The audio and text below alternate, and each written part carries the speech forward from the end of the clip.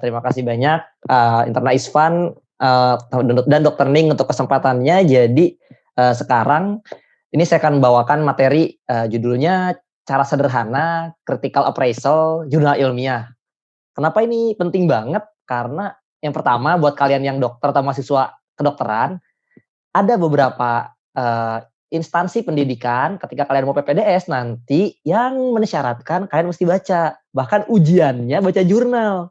Jadi kalau kalian bisa, critical appraisal-nya oke, baca jurnalnya oke, itu, kalian akan enak banget ketika menjalani ujian PPDS-nya. Jadi ini termasuk salah satu bekal yang penting juga buat PPDS, itu untuk yang mahasiswa kedokteran. Tapi untuk kalau kebetulan di sini ada yang bukan atau nggak pengen PPDS, ini penting banget. Kenapa? Karena sekarang pas Covid ini, jurnal ilmiah tuh banyak banget yang bahas tentang Covid. Bisa hampir setiap hari tuh keluar yang baru. Dan kadang ada yang nggak beres jurnalnya, ada yang kurang bagus. Jadi ini penting banget buat kita tahu, jurnal ini bagus apa enggak sih, oke apa enggak sih, atau bagus tapi bisa kita terapkan nggak ya? Nah itu di sini nanti, kita akan membahas mengenai poin-poin tersebut. Oke, ini saya mulai aja.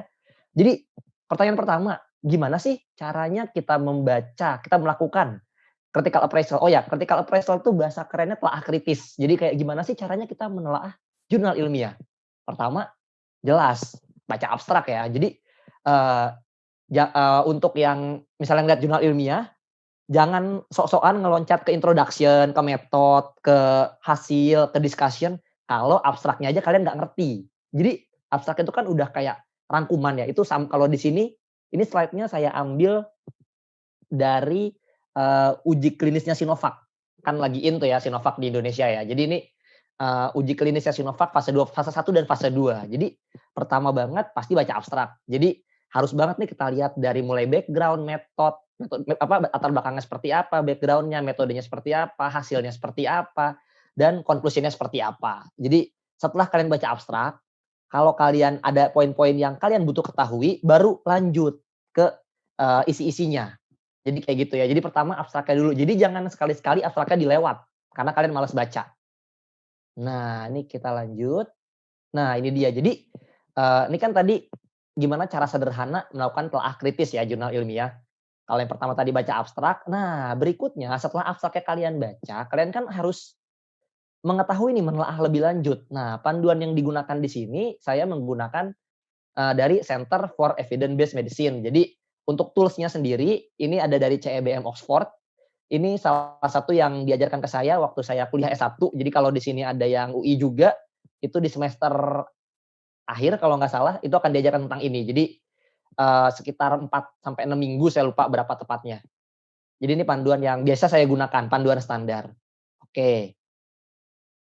Nah, jadi sebenarnya, kalau misalnya kita baca, setelah kita baca abstrak tadi, ini ada cara paling sederhana untuk menghemat waktu. Jadi, ketika kalian sedang baca jurnal, tanamkan di pikiran kalian kalau ada 4 pertanyaan utama yang mau kalian jawab. Apa aja? Yang pertama, apakah penelitian ini pertanyaannya jelas dan fokus? Kalau pertanyaannya aja udah nggak jelas dan nggak fokus, nggak usah kalian lanjut baca. Kemudian yang kedua, apakah studi ini metodenya valid? Kalau pertanyaannya udah jelas, udah fokus, kelihatannya studinya oke, wah hasilnya misalnya gini, wah hidroksikloroquine efektif buat COVID, tapi metodenya nggak valid, metodenya kurang, bukan yang paling tinggi, bukan yang paling oke. Ya, tidak terlalu bermanfaat jadinya. Kemudian yang ketiga, setelah kalian lihat pertanyaannya oke apa enggak, metodenya gimana, hasilnya. Hasilnya nih oke nggak sih? Penting nggak sih buat kita? Valid nggak sih? Nah, kalau menurut kalian hasilnya udah penting dan valid, pertanyaan terakhir adalah bisa diaplikasikan nggak? Misalnya nih, obatnya cuma mempan buat orang kulit hitam. Ketika di Indonesia bisa nggak? Belum tentu, kita nggak tahu. Jadi benar-benar 4 pertanyaan ini dicari benar-benar jawabannya di jurnal tersebut. Dan ini baca yang merah kalau ada salah satu dari pertanyaan, dari 4 pertanyaan ini yang ketika kalian cari jawabannya ternyata enggak, wah metodenya nggak valid nih, atau wah nggak bisa diaplikasikan nih, lebih baik stop aja baca jurnalnya untuk menghemat waktu. Kecuali kalian memang mau menelaah lebih lanjut. Maksudnya menelaah lebih lanjut itu misalnya kepentingannya untuk ujian PPDS, atau ujian dengan dosen, atau kalian hobi aja baca jurnal, atau kalian mau bikin konten, kan konten kreator harus baca jurnal, ya itu silakan. Nah, tapi ini yang bilang bukan saya, yang bilang dari sini. Di sini, di website ini dia bilang kalau kalian udah lihat ada pertanyaan ini, kalian lihat ada yang jawabannya enggak, satu aja, stop. Buang-buang waktu soalnya. Buang-buang waktu buat diri kalian maksudnya. Oke, jadi kita lanjut. Nah, tadi kan poin utama nih, apakah penelitian ini punya pertanyaan yang jelas dan terfokus?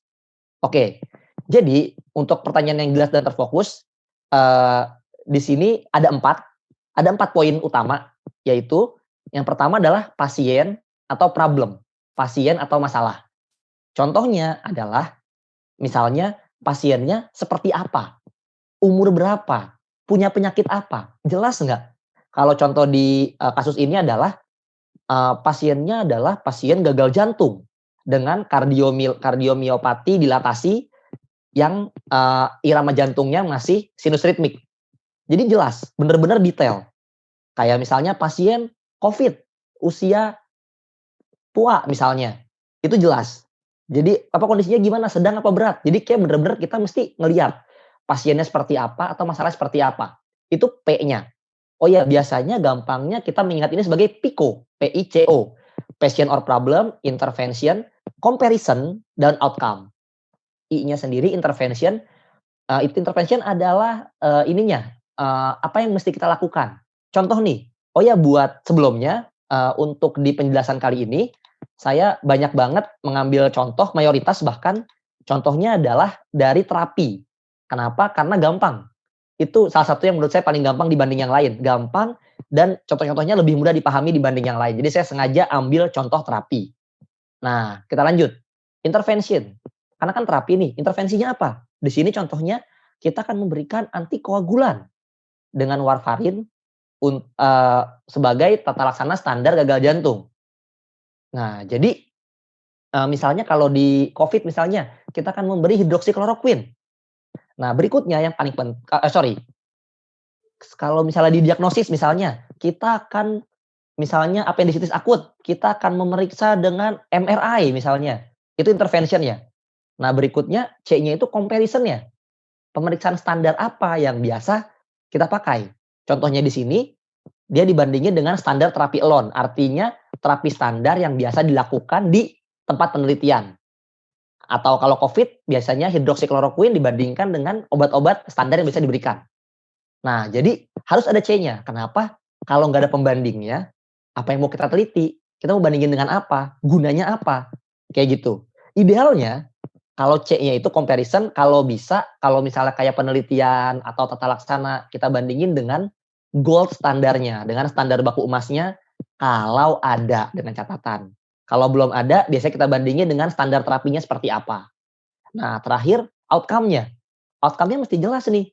Apa sih yang kita harapkan setelah diberi obat? Atau eee, kayak apa sih yang kita ingin efeknya seperti apa yang muncul pada pasien? Kalau di sini contohnya, dia berharap, penelitinya berharap angka kematian turun, angka morbiditas turun.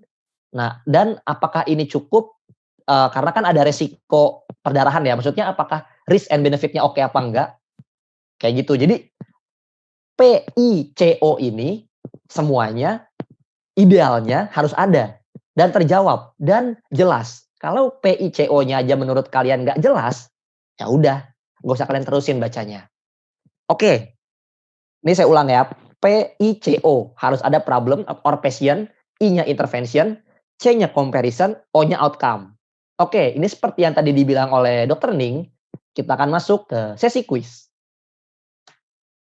Oke, ini laporannya Remdesivir, obat yang hits banget di Indonesia juga udah ada. Saya minta yang pengen coba silakan, nggak masalah kalau salah. Ini cuma dari segini doang nih, dari background dan metode itu udah cukup buat kalian mendapat PICO. Jadi saya mau nunjukin kalau cuma dari 2 poin aja abstrak, ini belum result, belum discussion, belum conclusion, itu udah bisa mendapatkan PICO-nya pertanyaannya.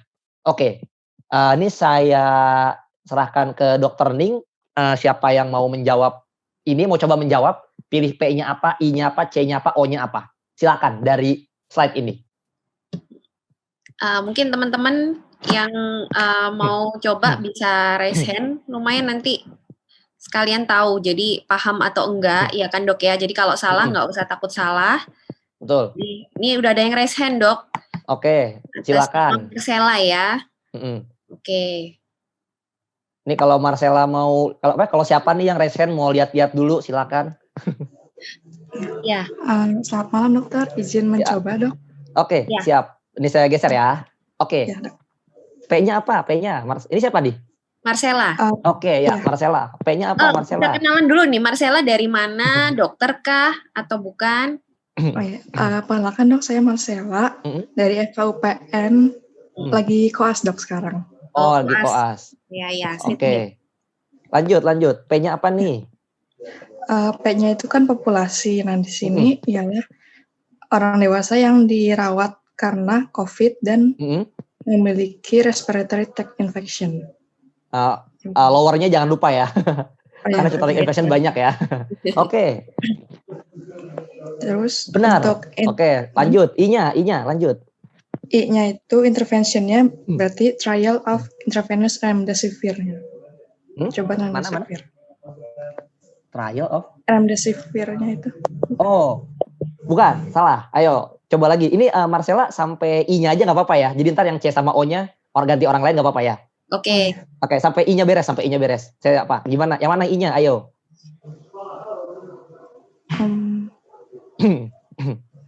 I-nya. Intervention ya. Ya, intervention. Nih, I-nya itu terapinya apa yang mau kita tuju? Ini. Itu yang placebo control trial. Bukan. Bukan. Ayo. Satu kali lagi jawab lagi, ada 3 kali, ntar habis itu ganti orang. Ganti orang boleh, mau saya kasih tahu boleh, terserah. Oh iya. Sama dokter Ning. Iya. Ayo Marcella, satu lagi. I-nya yang mana? Itu tadi udah bener nih, maksudnya udah bener tadi tuh I-nya remdesivir bener, tapi kurang lengkap. Ya, benar. Remdesivir yang seperti apa gitu? Oh. Udah bener remdesivir kok, udah bener, tapi kurang lengkap aja. Remdesivir beserta dosisnya itu dok. Betul. Nah, jadi oke, bener, good. Oke, jadi gini, kenapa? Oke, makasih banget Marcella. Jadi I-nya ini. Makasih dok. Kenapa? Salah. Kenapa penting banget? Karena gini, kalau misalnya kalian cuma tahu I-nya itu remdesivir, tapi dosisnya nggak ada, kalian nggak tahu kalau itu 200 mg loading dose di hari pertama, diikuti dengan 100 mg per hari sampai hari ke-9, itu kalian nggak akan tahu pasti jadinya. Maksudnya bisa jadi orang punya penelitian lain, tapi remdesivir dosisnya beda, harinya beda. Kayak gitu. Jadi benar-benar teliti ya untuk baca I-nya ya. Tadi udah bagus kok, bener remdesivir, kurang lengkap aja. Dok, kalau misalnya di jurnal terus cuman ada remdesivir dan placebo terus tidak ada keterangan dosis gini, lebih baik kita tinggalin jurnalnya atau kita masuk di dalamnya. Ini kan baru abstrak gitu. Kalau misalnya ini jurnalnya NEJM ya dok, jadi oke banget. Kalau ini oke banget. Kalau nggak terlalu oke, kan kalian harus mencari nih. Jadi masuk ke bagian metodenya dok. Jadi tetap masuk ke metode ya. Jadi betul. Abstrak ini meskipun cuman tidak selengkap ini, kita tetap lihat metode dulu ya. Baru dianggap kita harus ninggalin apa enggak gitu ya dok ya. Betul, kita harus lihat dosisnya juga. Ya, maksudnya dia berapa hari gitu. Oke, mungkin yang berikutnya untuk C dan O ya dok. Mungkin siapa yang mau, nanti Marcella dapat hadiah ya. Mungkin nanti dicatat sama admin Interna Isvan. Ini ada... Mungkin ganti yang cowok ya. Gilbert ini cowok kan ya? Pastinya iya sih. Oke, coba ganti yang cowok. Gilbert dok namanya. Iya, selamat malam dok. Ya. Sama-sama. Selamat malam. Iya. Untuk comparisonnya. Kenalan dulu dong ini. Oh iya. Kenalan. Saya dengan Dr. Gilbert. Ya. Saat ini bekerja di RSUD Antonio Baturaja dok. Sumatera Selatan. Oke. Silakan. Dok. Oke, untuk comparisonnya mungkin di sini jadinya placebo-nya berarti dok ya. Oke. Kurang lengkap placebo. Placebo untuk selama 10 hari. Oke, placebo untuk 10 hari. Benar. Nah, nanti ini kalau di jurnal ini sebenarnya ada detailnya lagi. placebo-nya isinya apa? Maksudnya apakah dia cairan atau tablet atau apa? Jadi bisa dibaca lagi. Oke, lanjut. O-nya Dok. Oke, untuk outcome-nya itu lamanya penyembuhan penyakitnya, kemudian waktu yang dibutuhkan untuk discharge dari rumah sakit, sama infection control, tujuan dulu untuk infeksi kontrol dari rumah sakitnya. Oke Dok, iya Dok, bener Dok. Jadi outcome terakhirnya itu time to recovery. Jadi di sini menghitung angka ininya berapa lama pasien itu sembuh. Oke, Dokter Gilbert ya, terima kasih banyak Dok. Terima kasih Dok. Oke, ya jadi ya ini penting banget buat tahu. Ini saya kasih tahu dikit buat info sekedar COVID. Ini jurnal yang bikin remdesivir itu di-approve sama FDA di Amerika. Terus akhirnya Indonesia ikut mengokekan lah remdesivir ini. Jadi di sini dia bilang primary outcome-nya itu untuk yang remdesivir itu 11 hari, kalau tanpa remdesivir 15 hari. Jadi mereka bilang remdesivir menurunkan waktu rawat inap 4 hari. Kayak gitu. Jadi ini sekedar info buat COVID-nya. Oke Dok, ini lanjut lagi Dok, contoh lagi Dok. Oke, nih siapa yang mau coba lagi nih? Ya, P sama I-nya. Lagi ya Dok, Piko P sama I dulu ya Dok. Betul. Oke, ini yang udah raise hand, Ian.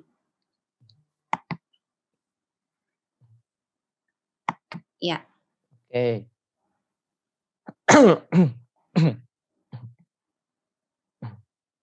Kok nggak bisa? Ya.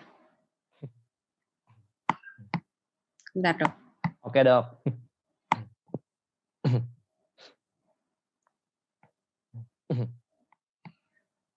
Ya, silakan. Ian Rimhot Sinaga. Perkenalan dulu ya. Izin dokter dengan saya. Ya.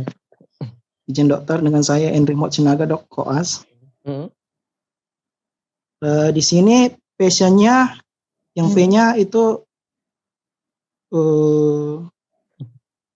pasien yang dirawat inap dengan penyakit COVID-19, dokter. Oke, bagus. Lanjut, I-nya. Intervention.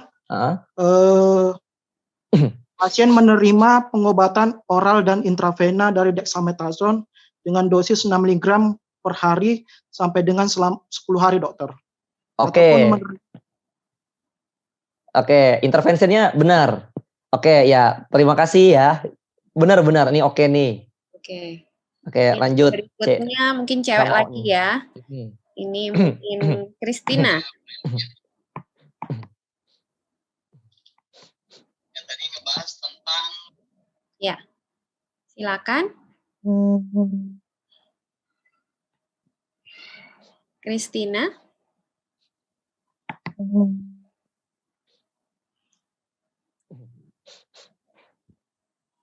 Halo.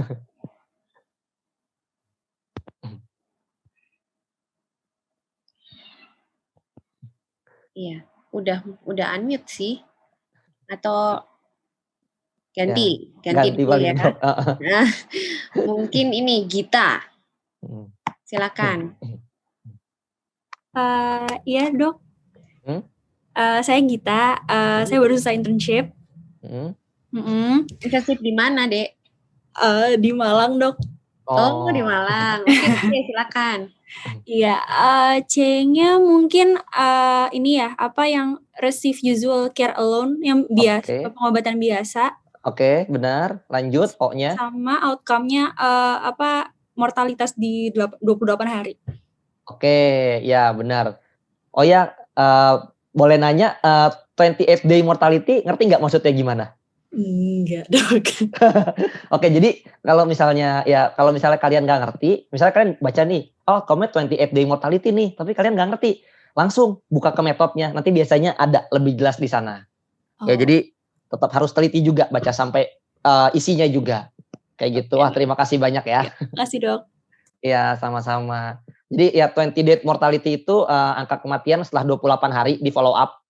Nah, ini penelitian ini adalah penelitian yang heboh banget karena bikin dexamethasone itu jadi obat standar untuk COVID.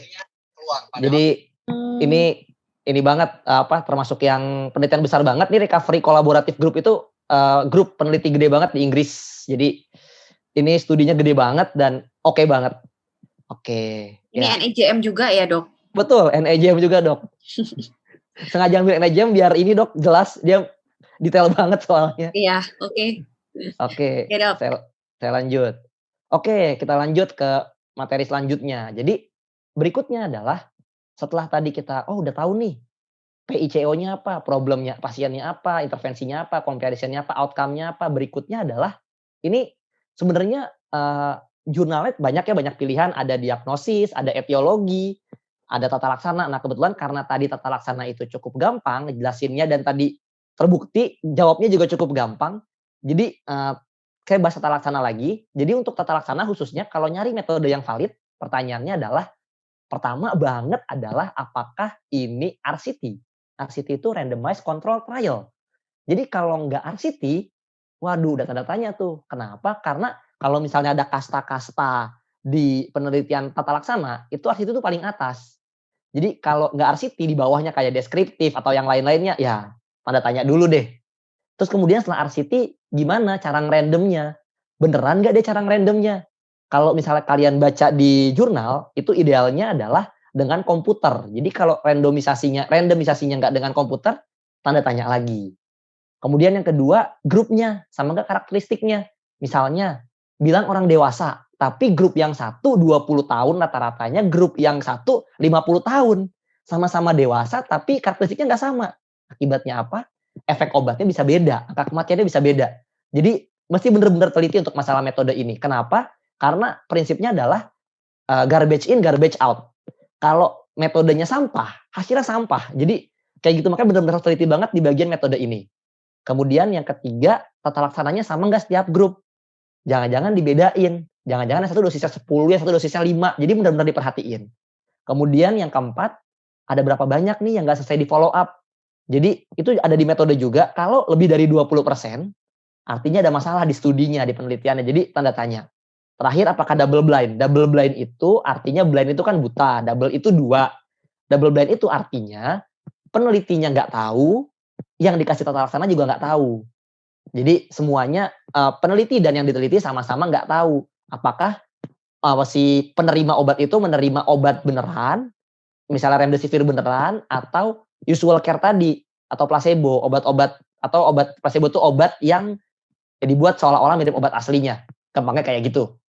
Nah, jadi harus benar-benar diperhatiin. Kalau nggak double blind, tanda tanya lagi. Kenapa? Karena ada placebo effect nantinya, kayak seolah-olah kita sembuh. Terus nantinya jadinya si penelitinya jadi bias pas ngelihat kayak ini dikasih obat nih, akhirnya kayak ngebikin sendiri supaya penelitian lebih bagus. Jadi itu bahaya. Makanya penting banget 5 poin ini. RCT apa enggak, karakteristik grupnya gimana, tata laksananya sama apa enggak, berapa persen yang enggak selesai di follow up, dan double blind apa enggak. Oke, ini diingat ya. Nah, jadi ini diingat ada poin 1, 2, 3, 4, 5. Yang pertama, apakah RCT? RCT aja. Yang kedua, karakteristik grupnya sama. Yang ketiga, tata laksana grupnya sama. Yang keempat, tidak selesai follow up. Yang kelima, double blind. Ada 5 poin, diingat. Oke. Saya balik lagi ke Dr. Ning. Ini saya buka pertanyaan. Temukan, saya lupa, 1 apa 2 yang ada di bacaan ini. Dari metode tadi, valid apa enggaknya. Satu poin aja dari ini. Dari yang metode ini, Dok. Oke. Mungkin ada yang mau nyoba lagi? Nanti dibaca pelan-pelan dulu. Balik ke dibaca dulu. Ya. Baca dulu. Oh ya, ini ada 2 poin ya. Ada 2 poin dari antara poin 1, 2, 3, 4, 5. Ada 2 poin.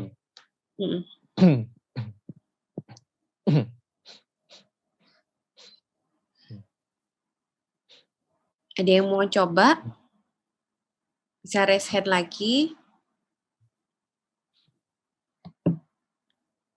Ya, habis raise hand kalian mau nyontek silakan. Ntar saya back. Ini udah ada yang raise hand, Dok. Boleh. Temuin 1 aja ya. Ada 2, temuin 1. Oke. Ini tadi sudah semua sih. Ian lagi nih. Gak apa-apa deh, silakan. Kayaknya ini. Minat banget. Bentar.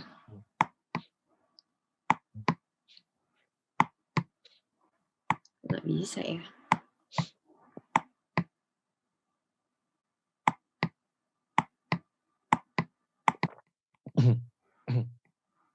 Bisa, Dok? Iya, bentar ini unmute-nya. Oh. Oh, ini ada yang lain nih. Coba yang lain dulu ya. Nur Oke, Dok. Aprilianita. Halo, selamat malam. Halo, selamat malam. Oke, kenal dulu, nama saya Nita dari Rumah Sakit Umum Pertamina Sorong. Saya dokter umum. Jauh banget. Jauh banget. Iya. lebih jauh dokter Adam kok Mas Ian. Ya, silakan Dok. Ini untuk cari yang tadi ya RCT atau tidak, terus habis itu yang double blind atau enggak. Kalau menurut saya ini sudah RCT ya, kan sudah pakai dengan juga sudah dirandomisasi pakai komputer, pakai SaaS software itu. Terus dia juga sudah double blind karena bentuk vaksin sama placebo-nya identical in appearance itu tulisannya. Oh, oke. Jadi yang pertama tadi benar, yang randomization-nya udah pakai kode gitu segala macam, RCT-nya benar. Tapi ini jadi ngejawab dua-duanya nih. Jadi ya benar, poinnya adalah poin 1 dan poin 5 nih. Nah, tapi untuk yang double blind bukan yang itu kata-katanya. Poin 1 benar. Oke. Ya udah terlanjur, Dok. Jadi ayo lanjut, double blind-nya yang mana? Terusin. Yang mana double blind-nya? Bukan yang tadi. Ini randomisasinya. Itu randomisasinya. Ini all participant, investigator, and laboratory staff were masked to treatment allocation itu. Ya, benar. Ya itu yang jadi double blind. Jadi yang double blind yang itu karena di sini partisipan yang diberi ini vaksin Sinovac ya, yang diberikan vaksin, investigator penelitinya itu mereka orang mas, jadi mereka nggak tahu si vaksinnya dikasih ke siapa, placebo-nya dikasih ke siapa kayak gitu. Jadi double blind, partisipan nggak tahu, investigator nggak tahu. Oke. Benar, ini saya poin vaksin sama placebo identikal malah nggak terlalu ngeh. Cuma yang lebih tepat yang all partisipan ini sih, kalau poinnya. Ya. Oke, ya terima kasih banyak, Dok. Oke, lanjut. Nah, ini tadi ada 5 poin ya. Nah, ini poin yang berbeda. Oke, 1 poin di sini, Dok. Oke, 1 poin di sini. Siapa yang mau coba? Berarti selain poin 1 sama 5 ya, ini kelanjutannya kan, Dok? Kelanjutannya, Dok. Oke.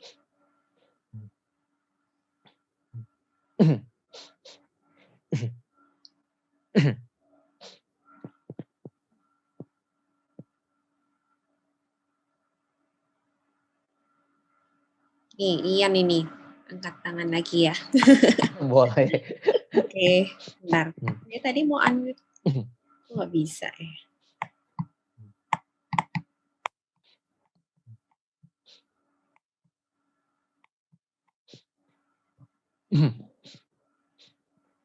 Mana ya? Ian. Raise hand lagi dong. Oh, ini ada yang beda nih, Dokter Sanas. Ya, coba yang beda dulu ya. Ya, silakan, Dokter Sanas. Selamat malam, Dokter. Izin menjawab. Selamat malam, Dok. Kenalan dulu dong. Saya Dokter Sanas, baru selesai shift, Dok. Oke, silakan. Sudah benar aja. Mau izin menjawab, Dok. Ini kayaknya membahas mengenai karakteristik dari grupnya, Dokter. Oke, ya benar, baseline karakteristik. Oke, ini kan, bentar, jangan cabut dulu. Nah, ini kan, apakah grupnya sama karakteristiknya? Oke, menurut Dokter Sanas, ini sama nggak? Kalau dari ngelihat persentasenya, kayaknya homogen, Dokter. Persentase apanya nih? Ininya, Dok, jumlahnya, Dok. Jumlah apanya nih? Jumlah partisipan. Karakteristiknya. Iya, karakteristiknya apa? Maksudnya bisa lebih detail lagi nggak? Maksudnya apanya, kan karakteristik banyak tuh. Oh, contohnya kayak gender, female sama seksnya lalu beda jauh gitu, Dok. Atau Oke. Ya itu benar. Itu satu lagi? Satunya lagi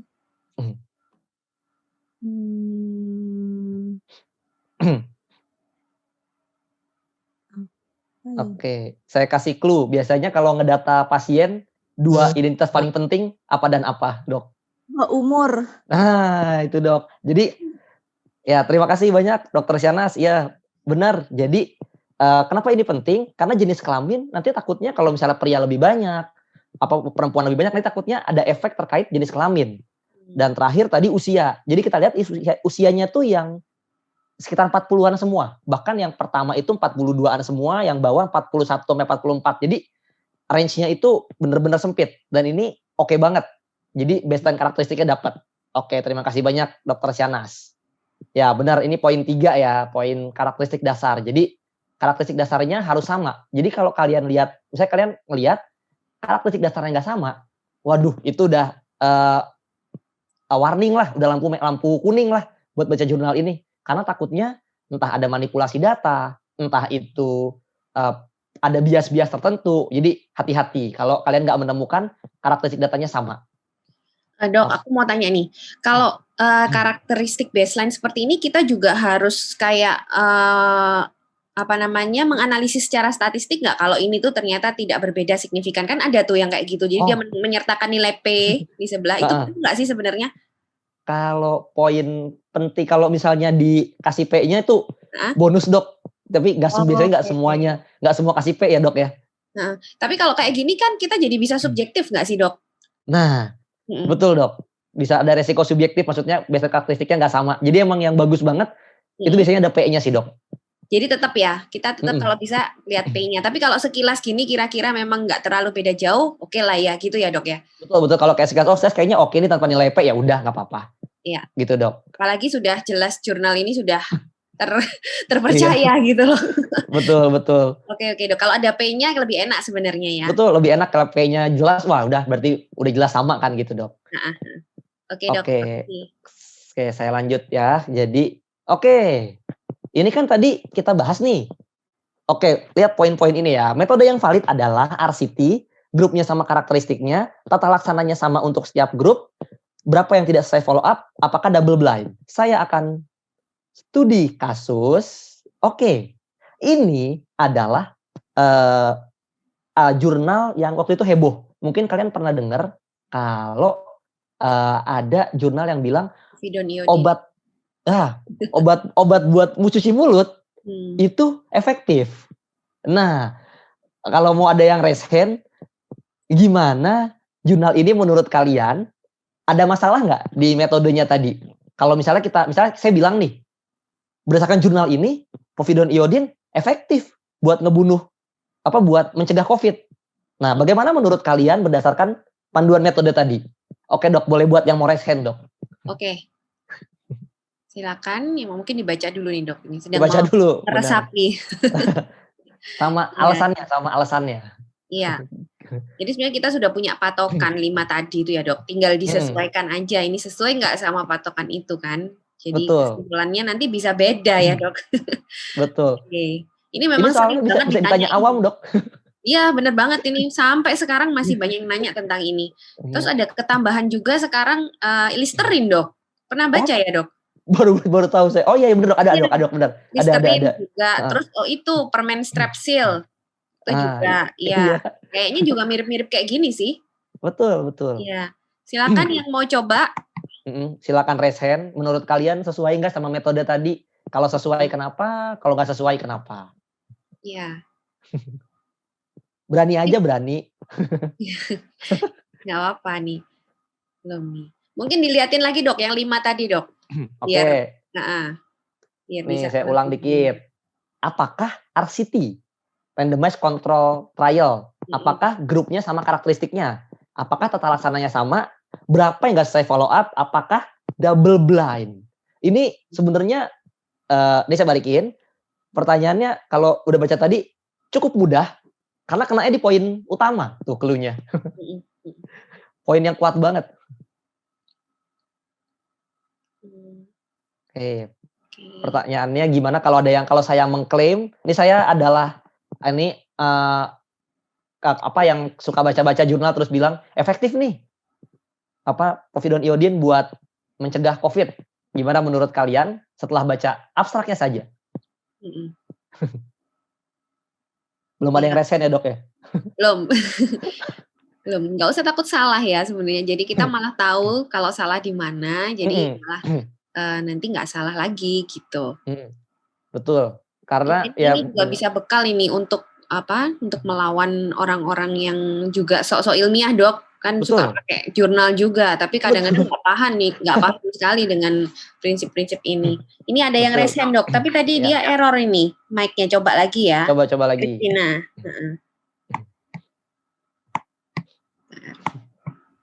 Ya, silakan bisa. Oh, bisa. Selamat malam dok. Ya, malam. Perkenalkan saya Kristina dok. Sekarang saya masih koas. Izin mencoba menjawab dok.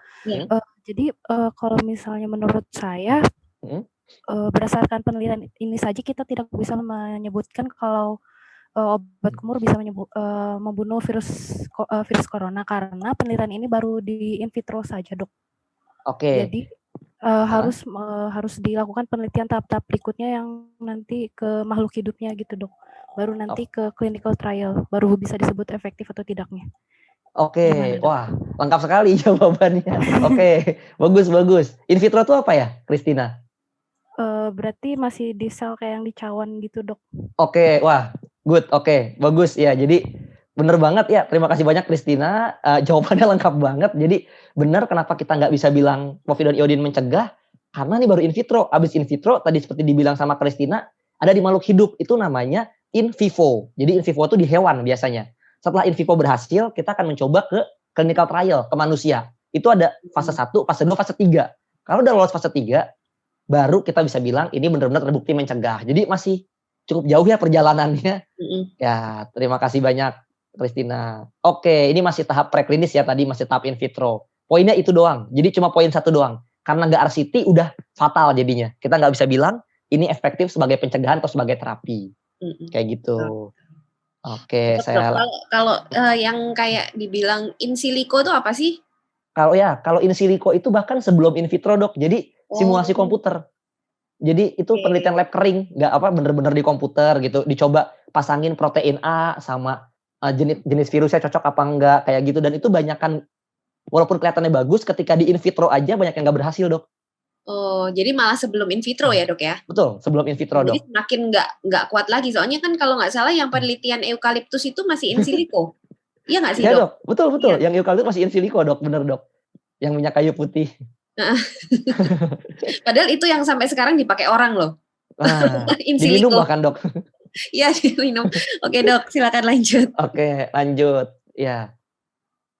Wah, ini juga nih. Ini saya intro dulu, kalian sambil baca, saya intro sedikit. Intronya ini adalah jurnal yang bikin hidroksikloroquine itu dibilang efektif untuk COVID. Bahkan kalau saya dengar infonya, Donald Trump baca jurnal ini. Jadi nih, kalau misalnya ada yang nyodorin ke kalian, karena sebagai dokter saya, kemungkinan besar banget kalian akan ditanyain, ini saya baca jurnal loh dok, hidroksikloroquine bagus loh. Oke. Saya adalah keluarga pasien yang bilang, dok saya baca jurnal ini dok, hidroksikloroquine bagus, coba lihat konklusinya dok. Hidroksikloroquine signifikan menurunkan viral load, bahkan menghilangkan viral load dari pasien COVID. Artinya kan efektif dok. Oke, gimana menurut kalian? Coba tolong dijawab. Ini kalau orang nggak paham kan sekilas ya memang jurnal ilmiah banget ya dok ya? Betul. Kayak keren gini dok bacanya. Iya benar. Iya. Oh iya, tahu ini nggak? World Doctor Alliance dok. Oh iya. Itu jurnalnya juga ini dok. Oh pakai kalau ini. Mereka bukan, yang ada orang, bukan World Doctor Alliance sebelumnya, yang orang Amerika. Yang Amerika dok. Itu salah satu jurnalnya ngerujuk ini dok. Oke. Iya. Lawan kalian dokter juga loh kalau mau ngebahas ini. Ayo coba gimana? Menurut kalian efektif apa enggak? Kalau enggak efektif, argumen kalian gimana setelah baca ini? Udah ada yang raise hand dok. Silakan dok. Oke, Dokter Karina. Ya.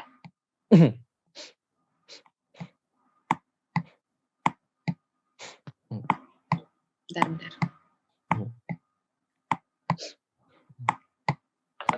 Ya, halo, silakan. Iya, kalau dari poin nomor 2-nya kenalan yang dulu tentang dong. validitas. Bentar, Karin. Oh iya dok, ya dok, perkenalkan nama saya Karin, saya positif. Kalau untuk dari RCT-nya, randomisasinya sih di sini tidak disebutkan dan kemungkinan nggak dirandomisasi ya dok. Oke, sebentar, jangan dilanjutin. Benar, nggak dirandomisasi. Tahu dari mana? Tahu dari mana? Tadi kan jadi ini penelitiannya itu sampelnya itu pasien yang diikut sertakan ke terapi. Jadi pasien yang menerima hidroksikloroquine 600 mg per hari itu dan yang satunya lagi pasien yang kelompok lainnya itu pasien yang menolak untuk menerima itu, Dok. Oke, benar. Itu poin utamanya. Jadi karena yang satu mau, yang satu enggak, terus mereka main ngebagi aja kan nggak random. Oke, benar. Betul, Dok. Berikutnya.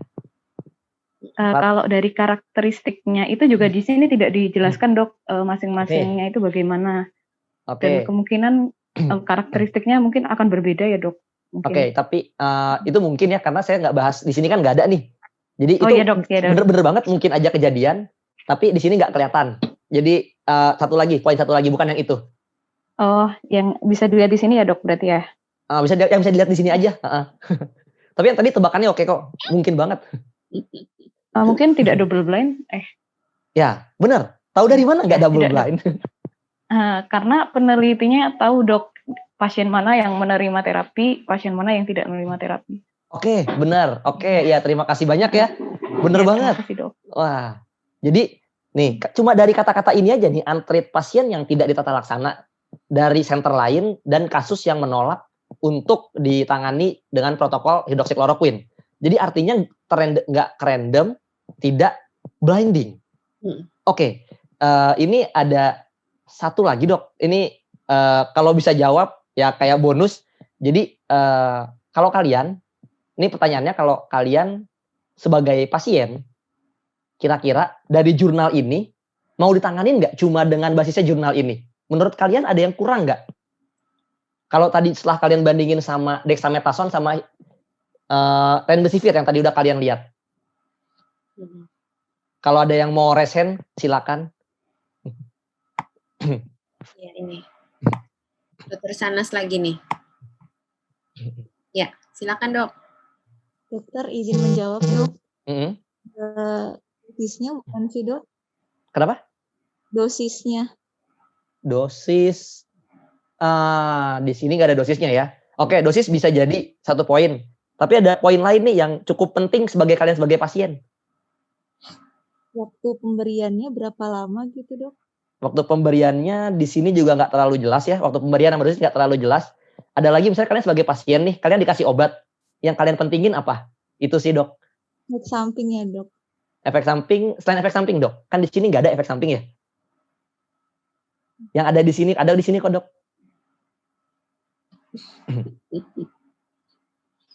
Ini soalnya cukup penting buat jadi pembahasan kalau misalnya baca jurnal. Ada ini nggak dok?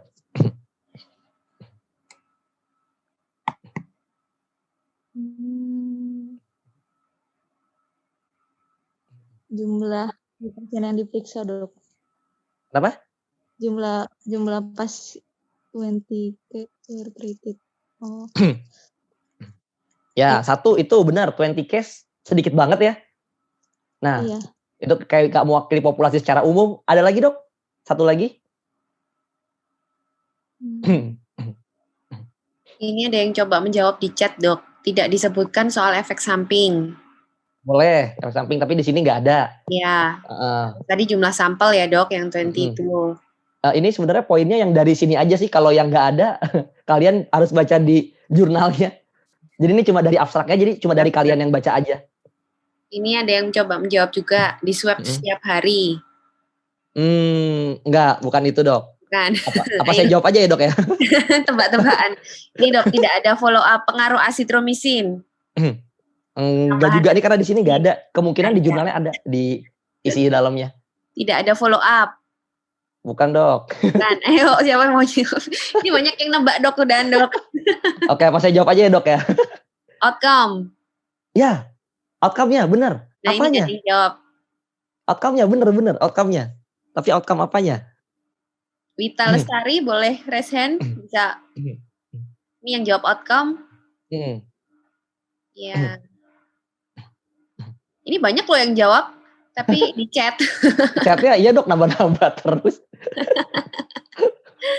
Oke. Ini present and absence of virus D6 itu tak dok? Atau reduksi virusnya? Melihat Ya. set load. Iya dok, ini dok. Jawabannya ini dok. Jawabin. udah banyak yang benar dok. Jadi ya, oke. Untuk ya kenapa? Karena yang dilihat itu keberadaan atau tidak keberadaan virusnya di hari ke-6.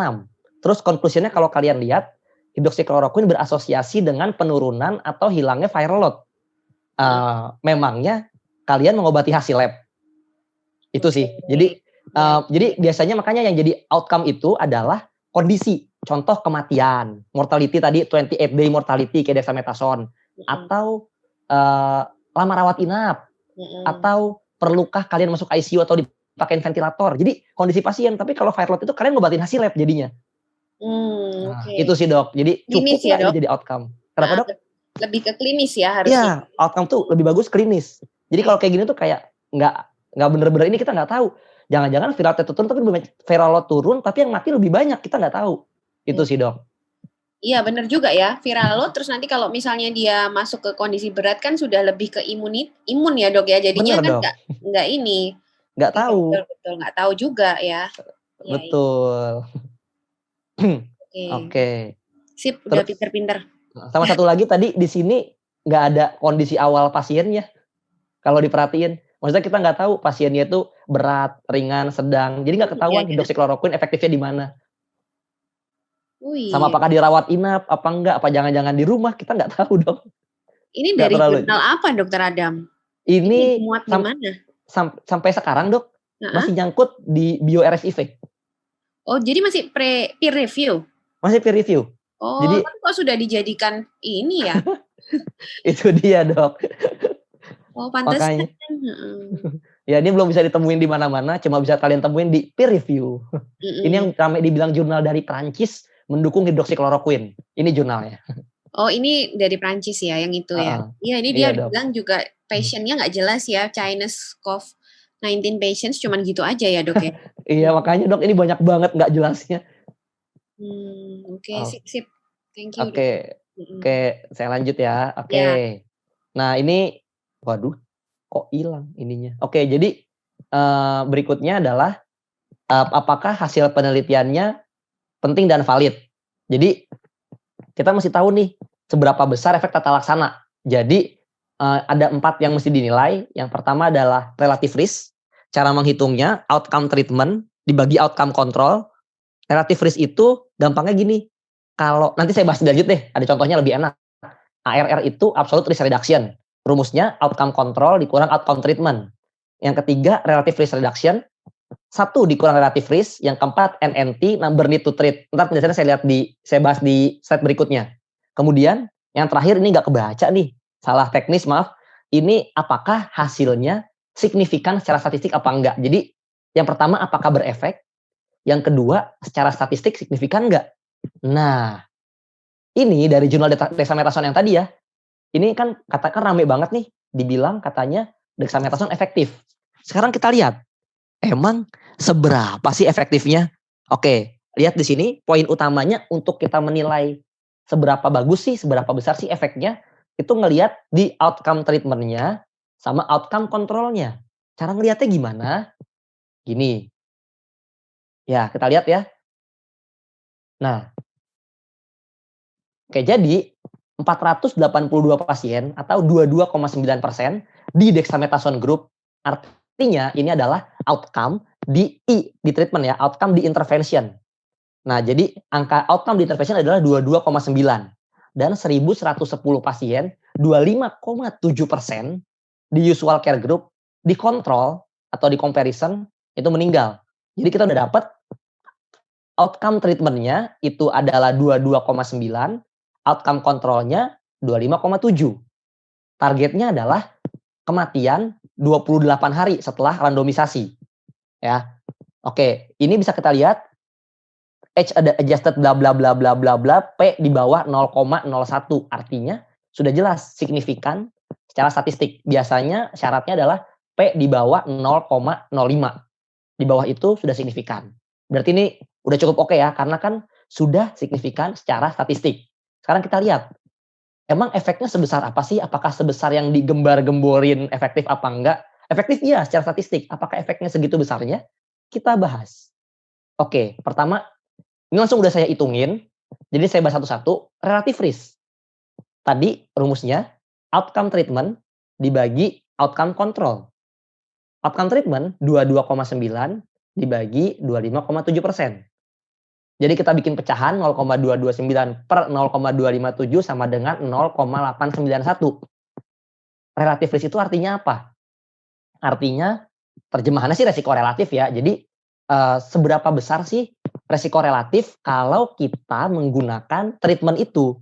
Kalau di sini artinya seberapa besar sih resiko kematian kita dalam 28 hari? Resiko kematian kita dalam 28 hari kalau kita sebagai pasien COVID dapat dexamethasone. Nah, terjemahinnya gampang untuk relative risk. Kalau angkanya, angka-angkanya 1. Kalau angkanya di bawah 1, artinya dia melindungi. Kalau angkanya di atas 1, artinya dia memperburuk. Kalau 1 pas, artinya nggak ada apa-apa, nggak ada efek. Nah, di sini angkanya adalah 0,8. Artinya di bawah 1. Oke, berarti secara hitungan relative risk, artinya dexamethasone bisa menurunkan kemungkinan kita untuk meninggal dalam 28 hari kalau kita terinfeksi COVID. Gampangnya kayak gitu. Berikutnya, absolute risk reduction. Artinya adalah berapa besar sih penurunan resiko kita kalau kita dapat dexamethasone. Ngitungnya, outcome control 0,257 tadi, 25,7%, dikurang outcome control. Dikurang outcome treatment, 22,9%. Hasilnya cuma 2,8%. Jadi, kalau kalian sakit COVID, dirawat di rumah sakit, terus kemudian kalian dapat dexamethasone, resiko kalian untuk meninggal secara absolut cuma turun 2,8%. Sedikit banget ya. Jadi, emang kecil angkanya. Kemudian, relative risk. Nah, relative risk itu artinya resiko relatif kita dengan orang yang nggak dikasih dexamethasone. Rumusnya 1 dikurang relative risk. 1 kurang 0,891 jadinya 10,9%. Artinya apa? Artinya adalah kita, misalnya saya, A dan B, A dapat dexamethasone, B enggak. Artinya A, resiko kematiannya berkurang 10,9% relatif terhadap si B. Resiko kematian dalam 28 harinya. Jadi bacanya agak beda ya. Kalau absolute risk itu dikurang, kayak berapa penurunan absolutnya. Kalau yang relative risk itu resiko relatifnya. Yang sering dipakai yang mana? Biasanya karena angkanya lebih keren yang relative risk. Jadi yang akan sering kalian lihat biasanya relative risk di pembahasan-pembahasan. Karena angkanya lebih keren. Angkanya bakal lebih tinggi. Kemudian terakhir adalah number need to treat. Artinya berapa sih orang yang mesti ditata laksana kalau kita mau menurunkan, kalau kita mau mencegah kematian dalam 28 hari pada pasien COVID-19. Jadi angkanya kita butuh 35,7 orang yang diberi dexamethasone untuk mencegah 1 kematian. Gampangnya kayak gitu. Ya, ini sebenarnya nggak terlalu krusial banget kalau buat kalian baca biasa. Tapi kalau ujian PPDS suka ditanya, hati-hati. Nah, jadi ini penting banget kalau kita mau tahu efeknya seperti apa. Tapi kalau misalnya kalian baca dari gini aja, kalian nggak hitung, itu opsional. Kalian boleh hitung, boleh enggak. Kalau kalian lihat udah signifikan, biasanya udah selesai. Oh signifikan, oh aman lah gini. Tapi efeknya sebesar apa kita nggak tahu. Kita mesti hitung dengan ini. Dan ini cukup ribet sebenarnya dan makan waktu. Saya sendiri pribadi jarang nih ngitung ginian, repot soalnya. Bisa lihat aja signifikan apa enggak, angkanya berapa. Kayak gitu. Nah ini terakhir, hasil penelitian bisa diaplikasikan apa enggak. Jadi gimana sih kondisi pasien di tempat kalian praktek? Misal, kalian di pulau-pulau kecil, ada remdesivir enggak? Kalau enggak ada, ya udah kalian baca cuma nice to know aja jadinya, enggak bisa kalian terapin. Tapi dexamethasone ada enggak? Ada. Berarti kalian bisa menerapkan langsung di situ. Jadi ini benar-benar dilihat apakah jurnal yang kita baca sesuai apa enggak sama kondisi kita. Terakhir, yang kedua, tata laksana. Kondisi pasien tuh pasiennya seperti apa? Sakit berat apa enggak? Pakai ventilator apa enggak? Kayak gitu. Yang kedua, Apakah obatnya ada apa enggak? Kayak tadi remdesivir sama dexamethasone, mampu laksana enggak? Pasiennya mampu bayar enggak? Di cover BPJS enggak? Kayak gitu. Terakhir, apakah manfaat yang tadi sudah kita bahas melebihi efek samping atau ketidakamanan? Makanya kalau kalian sering dengar BPOM atau FDA itu selalu mempertimbangkan risk to benefit untuk menyetujui obat atau vaksin boleh diberikan apa enggak. Karena kita harus mengukur juga efek sampingnya sama manfaatnya gedean yang mana. Oke. Ini dia contohnya, kalau dexamethasone itu bisa ya, remdesivir belum tentu nih bisa di daerah-daerah terpencil misalnya yang belum ada. Yang terakhir, apaan nih? SARS-CoV-2 neutralizing antibody LY-CoV555 in outpatient. Nah ini aja dengar namanya nama ajaib kan, di Indonesia nggak ada. Di Amerika ada yang make pejabat. Ini namanya pengetahuan antibody monoklonal. Jadi gampangnya gini, kalian kan tahu plasma convalescence tuh, dari plasma darah, antibodinya diambil, plasma darah kan banyak antibodi COVID-nya, diberikan ke orang. Kalau antibodi monoklonal, antibodinya diambil, sebagian diperbanyak kemudian, dipilih yang paling bagus dan diperbanyak. Nanti kumpulan racikan antibodi tadi dikasih ke pasien. Harganya mahal banget, tapi di Amerika sudah ada izin penggunaan untuk COVID-nya. Untuk Indonesia saya kurang tahu. Ini yang dipakai Trump itu ya, Dok? Betul sekali, Dok. Trump pakai ini, Dok. Apa namanya itu? Bukan, Dok. Dia, saya nggak hafal namanya, Dok. Iya, itu yang dipakai Trump itu ya, pokoknya yang dipakai Trump, Dok. Monoklonal ya. Oh, itu betul, langsung sudah dapat izin pemakaian di sana? Udah ada 2 perusahaan, Lilly sama Regeneron kalau nggak salah, udah ada 2 perusahaan yang disetujuin, Dok. Oke. Iya.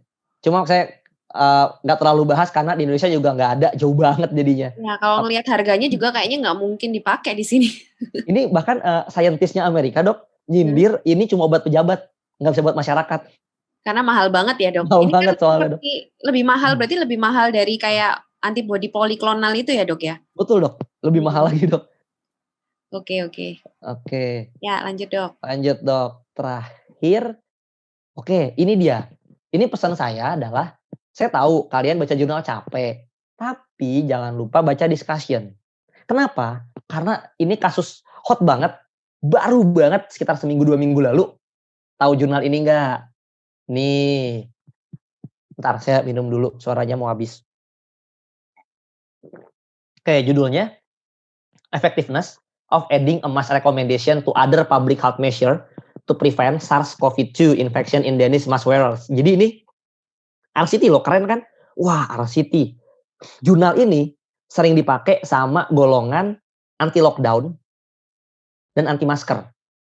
Sejak 2 minggu atau 3 minggu yang lalu, saya lupa. Jadi saya nggak tahu kalian main di media sosial mana, tapi di Twitter itu ada golongan yang anti masker, anti lockdown. Kalau ngedebat kita yang dokter selalu bawa jurnal ini. Jadi ini penting banget buat kalian, para dokter, koas, atau internship, untuk tahu supaya kalian bisa counter argumen terhadap ini. Oke, kalian bisa lihat. Jadi ini saya bacain total 3.000 partisipan, banyak ya, 3.000 orang dipilih untuk pakai masker. Ada juga yang kontrol, 2.000-an, wah banyak juga. 4.000 selesai studinya. Terus ternyata hasilnya tidak signifikan. Jadi kita lihat di kalimat terakhir, although the difference observed was not statistically significant, artinya nggak ada perbedaan bermakna nih antara yang meskipun tadi ada nih are compatible with 46% reduction. Jadi walaupun kelihatannya ada pengurangan, tapi nggak signifikan statistiknya. Terus kesimpulannya mereka bilang, wah berarti nih si rekomendasinya ini dia cuma lesser degrees of self protection. Jadi cuma masker itu cuma perlindungannya cuma sedikit aja untuk terhadap COVID ini. Nah, jadi dari jurnal ini karena RCT terus internasional kan, banyak PhD-nya, banyak dokternya. Terus dari luar negeri orang jadi kayak wah keren banget. Terus wah masker RCT, wah berarti masker nggak efektif dong. Oke, itu kalau kalian cuma baca sampai result. Ini yang sering orang salah. Ini bahkan ada dokter yang argumennya pakai ini juga buat bilang kayak masker tuh nggak segitu efektifnya. Sangat disayangkan karena dia nggak baca discussion. Ini discussion-nya. Ini saya bacain yang digarisin, jelas-jelas ditulis di discussion. hilang. Di finding, however, temuan ini tidak bisa digunakan untuk menyimpulkan bahwa rekomendasi supaya setiap orang menggunakan masker di komunitas itu tidak efektif. Karena penelitian ini tidak menguji efek masker sebagai source control. Jadi source control itu kayak strategi untuk mengontrol infeksi COVID. Jadi penelitian ini bukan diselenggarakan untuk mengetes efektivitas masker sebenarnya. Maksudnya masker di sini bukan diberikan tujuannya untuk mencegah infeksi COVID. Kayak gitu. Nah, terus mereka bilang juga, yet the findings were inconclusive. Jadi temuan mereka tuh nggak konklusif, nggak ada kesimpulannya. Terus terakhir mereka menekankan lagi, sangat penting untuk ditekankan kalau uji ini tidak melihat efek masker sebagai proteksi atau sebagai source control untuk kontrol infeksi di lokasi, di area di mana tidak ada efek dari social distancing dan intervensi-intervensi kesehatan lain. Jadi sebenarnya kalau kita lihat ini studi keren banget, RCT, terus wah partisipannya banyak, wah nggak efektif, lesser degrees. Tapi kenyataannya dia tidak, dari awal dia men-state kalau tujuannya itu bukan sebagai source control SARS-CoV infection. Bahkan dia bilang ini nggak bisa untuk mematahkan rekomendasi. Kayak gitu. Jadi kalau kalian nggak baca discussion-nya, ada missing link yang hilang di sini. Terus kalau misalnya kalian lihat jurnal kayak gini, visi discussion-nya, kalian coba cari sejarahnya. Ini saya ceritain sejarah jurnal ini. Jurnal ini diterima di Annals of Internal Medicine, tapi ditolak di 2 atau 3 publisher jurnal terkenal di atasnya. Bahkan gara-gara jurnal ini, editornya sampai bikin statement sendiri kenapa dia menerima jurnal ini. Kayak gitu. Jadi penting banget untuk kalian misalnya dapat jurnal kayak gini atau ditantangin orang atau dibilang baca dong dok jurnal ini. Itu kalian cari tahu sejarahnya gimana, terus baca bener-bener discussion-nya kayak gitu. Karena ada missing link kalau kita cuma baca sampai result aja. Oke. Terakhir banget, ini impact factor. Ini sering ada yang nanya ya. Ini jurnal ini impact factor-nya berapa sih? NEJM nih, New England Journal of Medicine, berapa sih impact factor-nya? JAMA, Journal of American Medical Association, berapa sih impact factor-nya? Cara nyarinya gimana sih? Gampang banget. Ketika aja di Google nama jurnalnya, ini saya contohin Lancet, impact factor 60,392. Oke, buat yang belum tahu, impact factor itu kayak seberapa berefeknya sih jurnalnya, seberapa bagus jurnalnya disitasi. Semakin tinggi impact factor-nya, kemungkinan jurnalnya semakin bisa kita percaya. Jadi biasanya kalau, ini saya di Jepang, standar kita kalau bisa di atas 4. Ya, di atas 4 aja udah susah. Apalagi 60. Itu bisa penelitiannya 6 tahun, 7 tahun, atau lebih. Oke, nah terus ini impact factor, tadi kan saya bilang, kalau semakin tinggi semakin bagus. Tapi, kalian tahu jurnal ini? Hydroxychloroquine or chloroquine with or without a macrolide for treatment of COVID-19, a multinational registry analysis. Ini jadi jurnal yang sempat heboh bulan Mei, yang mungkin kalian pernah dengar kalau tiba-tiba studi skala besarnya WHO, Solidarity Trial, tiba-tiba dihentikan sementara untuk chloroquine. Karena diduga chloroquine berbahaya memberikan efek untuk jantung. Sumbernya apa? Studi ini. Lihat publish di mana? Di Lancet. Impact factor berapa? 60. Kenyataannya jurnalnya palsu. Isinya bohong. Jadi ketika ini saya jadi nyebut nama nih. Ini ada baca nama kedua, Sapan Desai. Itu orang yang punya softwarenya. Itu dia nggak berani dan nggak mau ngebuka datanya untuk dianalisis secara independen. Akhirnya ditarik. Terus Prof. Mehranya, ini yang punya utamanya, itu sampai kayak bikin surat kalau dia sebenarnya malu dengan jurnal ini. Kayak gitu. Jadi impact factor tidak melambangkan segalanya. Ada studi-studi yang trash, yang garbage, studi yang sampah, yang bisa terbit di impact factor besar. Makanya penting banget untuk kita nggak silau sama impact factor. Selalu ngelakuin critical review dengan baik. Oke, terima kasih banyak dok. Kalau ada pertanyaan lebih lanjut, silakan. Ini saya stop share screen-nya. Saya kembalikan ke dokter Ning. Kok bisa lolos di Lancet ya dok ya itu? Ini dok kalau dokter ngelihat studi awalnya tuh kayak emang keren banget dok, dari judulnya, terus datanya detail, dia ngeklaim ngambil data dari seluruh dunia. Nah itu mulai patah ketika Australia, kalau nggak salah ada saintis Australia yang bilang datanya nggak sinkron sama register kami. Terus abis itu ilmuwan dari beberapa negara lain bilang juga ini nggak sinkron kayak gitu.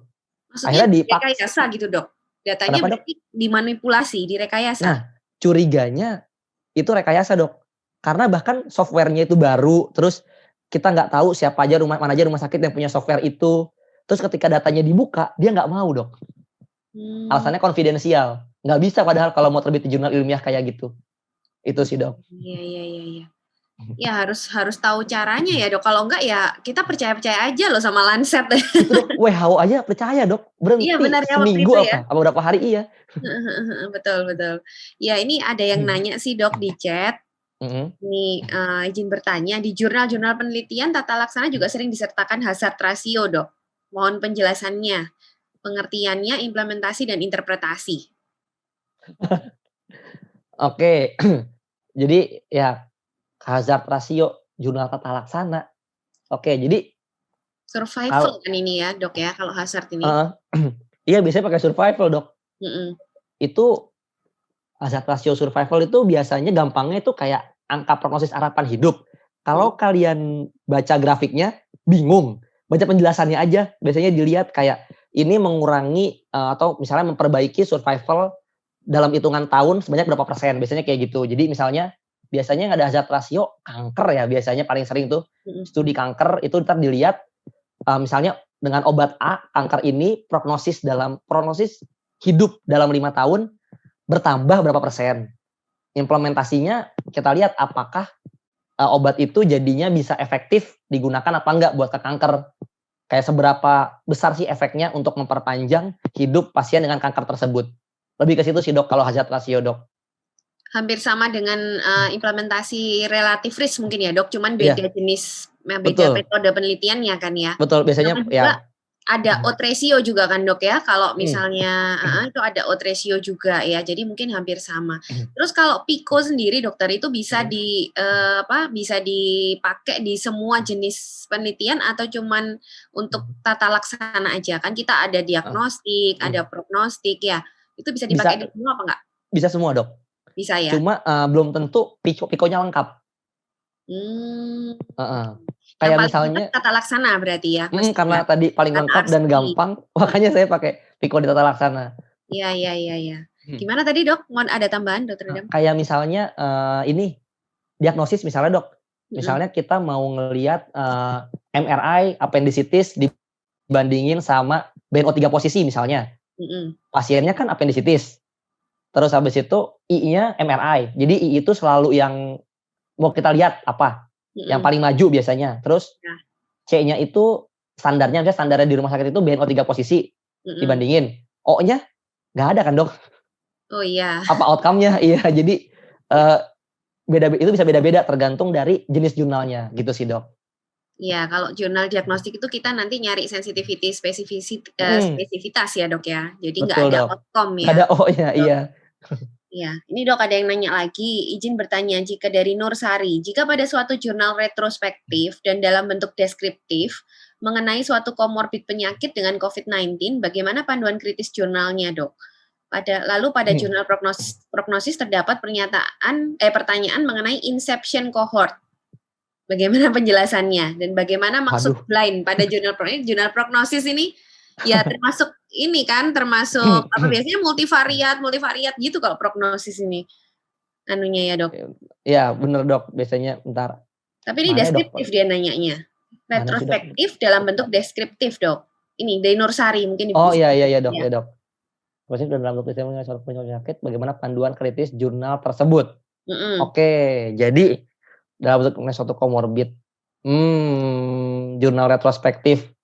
Kalau komorbid misalnya kita nyari komorbid kan kemungkinan itu dari etiologi biasanya, bisa dari sana. Itu panduannya beda lagi. Jadi detail ngelihat metodenya seperti apa, ngelihat hasilnya seperti apa, ngelihat applicable seperti apa itu akan beda lagi. Jadi panduannya akan berbeda lagi. Dan itu hitungannya 1 jam kuliah lagi sebenarnya. Ya itu mungkin tadi yang saya tanyain ya dok, pikonya itu mungkin nantinya beda-beda di tiap jenis penelitian, karena kita nggak cuma punya penelitian terapi kan, kita punya diagnostik, kita punya prognostik gitu ya. Ya betul. Ya mungkin nanti bisa kuliah berikutnya ini. Ya. Ini beda lagi soalnya pembahasannya. Ya. Terus berikutnya dok dari Ian, dokter izin bertanya, interpretasi confidence interval dan p-value seberapa pentingkah untuk jurnal appraisal? Apakah ini juga bisa mengeksklusi jurnal yang tergolong trust atau garbage jurnal dok? Oke ya, terima kasih. Jadi interpretasi confidence interval dan p-value, jadi penting apa enggak? Penting, karena kan tadi masalah signifikansi apa enggak ya, maksudnya signifikan apa enggak hasilnya. Terus confidence interval juga penting, paling gampang kalau dia melintasi angka 1, ya. Itu berarti nggak bagus ya, maksudnya bukan nggak bagus, nggak signifikan secara statistik. Ya. Penting nggak penting tadi, apakah bisa untuk mengeksklusi jurnal? Nah, ini susah gampang nih, soalnya kalau ada banyak jurnal yang kelihatannya bagus, yang p-value-nya ada, tapi ternyata nggak bagus, garbage jurnal juga hitungannya. Kayak tadi yang hidroksikloroquine, itu P-nya oke, P-nya bagus, confidence intervalnya oke, tapi metodenya kurang, metodenya kayak dipertanyakan. Jadi balik lagi kita mesti lihat secara keseluruhan juga. Kalau ditanya bisa digunakan apa enggak, bisa. Tapi tetap harus dilihat keseluruhan karena bisa aja ada jebakan-jebakan kayak gitu. Gitu sih dok. Mungkin aku nyambung ya. Ini sekalian sharing. Kan dulu kalau saya mau lulus PPDS kan harus penelitian ya dok ya. Itu kebanyakan kan teman-teman itu sering nanya tuh dulu itu kalau misalnya penelitian terus hasilnya itu nggak signifikan, terus sudah pada bingung dok. Sebenarnya kalau tidak signifikan tapi misalnya metodenya bagus, itu kan sebenarnya justru menurut saya ya waktu itu saya jawabnya sih penelitian itu sebenarnya nggak ada yang salah kalau metodenya sudah benar, cuma tinggal hasilnya itu kan tergantung kita nanti discussion-nya seperti apa. Jadi kalau misalnya tidak signifikan tapi itu memang bisa untuk discussion, ada alasannya, misalnya ada kelemahan dari penelitian, itu sebenarnya kan nggak apa-apa kan dok? Betul dok. Jadi kita lebih pas kalau lihat metode sebenarnya kan, maksudnya signifikan enggaknya itu kan tidak menentukan suatu penelitian itu dalam tanda kutip bagus gitu kan? Betul dok. Ya kayak gitu ya dok. Iya betul dok. Sepakat dok. Jadi ya kayak tadi dibilang sama dokter nih, kalau misalnya dibilang, ya saya sering banget dok ngedengar PPDS curhat. Aduh penelitian saya nggak signifikan nih. Saya nggak lulus nih. Padahal nggak juga, kalau metode kalian bagus, ini kalian oke. Pilihannya 2 sih. Yang pertama underpower mungkin, kurang besar sampelnya, atau yang kedua emang nggak signifikan, dan itu bisa mematahkan teori yang ada gitu loh. Jadi itu maksudku. Jadi tergantung kita bikin discussion-nya seperti apa kan. Justru kalau signifikan itu malah nggak ada yang dibahas. Kalau saya sih gitu ya, karena kan sudah sesuai dengan penelitian-penelitian yang lain. Jadi bukan dari itu kan kita menilainya. Oke betul dok. Berarti saya nggak salah jawabnya waktu itu. Betul dok.